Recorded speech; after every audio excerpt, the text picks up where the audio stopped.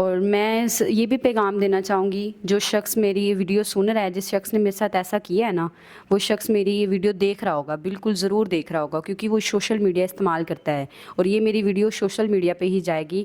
تو میں اس سے یہ گزارش کرتی ہوں کہ جو میرے ساتھ کیا ہے، پلیز کسی اور ماں بہن کے ساتھ ایسا مت کرنا. میں برداشت کر گئی ہوں، کوئی اور ماں بہن ایسا برداشت نہیں کرے گی. شکریہ.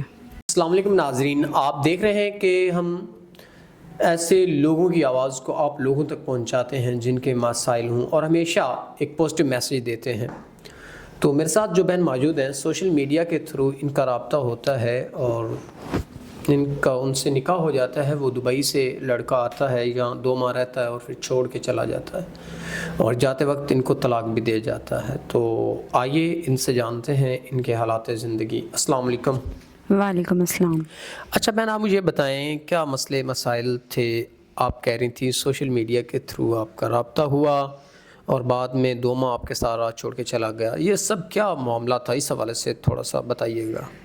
بھائی، وہ لڑکا میرے ساتھ سوشل میڈیا پہ، میں بھی یوز کرتی تھی، وہ بھی سوشل میڈیا یوز کرتا تھا. ہمارا رابطہ ہوا تو رابطہ ہمارا مطلب کہ وہ پیار میں بدل گیا اور نکاح تک بات آ گئی. ٹھیک ہے سر، اس نے کہا کہ میں آپ سے نکاح کرنا چاہتا ہوں، میں دبئی میں ہوتا ہوں، جب بھی میں دبئی سے واپس آؤں گا تو میں آپ سے نکاح کروں گا.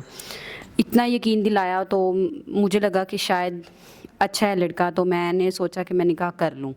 تو سر، جب میں نے نکاح کر لیا، یہاں پہ آئے 1 ماہ، ہم 1-2 ماہ بہت خوش رہے. سر، مجھے نہیں تھا علم کہ وہ واپس جائے گا، اور جاتی دفعہ پھر وہ مجھے بہت ہی ذلیل کر کے گیا، مجھے طلاق دے کے چلا گیا.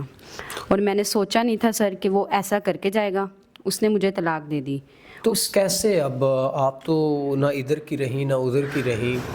جی سر. تو اب آپ کے پاس کیا راستہ ہے؟ آپ تو یوں در بدر دھکے کھا رہی ہیں، یہ تو کوئی زندگی نہیں. اس کے بعد سر میں آپ کو بتاؤں کہ میرا یقین اٹھ گیا تھا مردوں سے، کیونکہ اس نے ایک مرد نے میری زندگی خراب کی تھی. سبھی مرد تو ایک جیسے نہیں ہوتے، فرق ہوتا ہے، ظاہر سی بات ہے. لیکن آپ ایک مرد کی وجہ سے سبھی مرد نہیں، میں یہی سوچ رہی ہوں کہ 500 انگلیاں برابر نہیں ہوتی. تو اگر وہ ایسا تھا تو ہر کوئی ایسا نہیں ہوگا. اسی لیے میں نے یہ سر فیصلہ کیا کہ میں نکاح کروں گی، مگر اب جو شخص ہوگا نا، اس کو اچھے سے سمجھ کے جان کے کہ وہ میرے ساتھ نکاح تو کرے گا مگر مجھے خوش بھی رکھے، میرے ساتھ وہ دوبارہ زیادتی نہ کرے جو پہلے ہو چکی ہے. کہ طلاق وغیرہ اب میرے سے دوبارہ برداشت نہیں ہوگی. اگر کرے تو مجھے عزت سے رکھے، اور میں تب میری عزت کرنا جانتا ہو، ہر عورت کی عزت کرنا جانتا ہو، نہ کہ صرف میری. میں اس شخص کے لیے اس کے ساتھ نکاح کروں گی. سر ناظرین، یہ ایک بڑا کلیئر میسیج ہے ہماری سوسائٹی کے لیے. جو لوگ ایسی گندی ذہنیت رکھتے ہیں اور ہماری ماں بہنوں کو یوز کر کے چھوڑ دیتے ہیں، ان کو یہ زیب نہیں دیتا، بلکہ ان کو بھی سوچنا چاہیے. ان کے گھر بھی ماں بہنیں ہیں. تو جو ایسے لوگ کرتے ہیں، میں ان کی بات کر رہا ہوں، سبھی کو الزام نہیں دے رہا.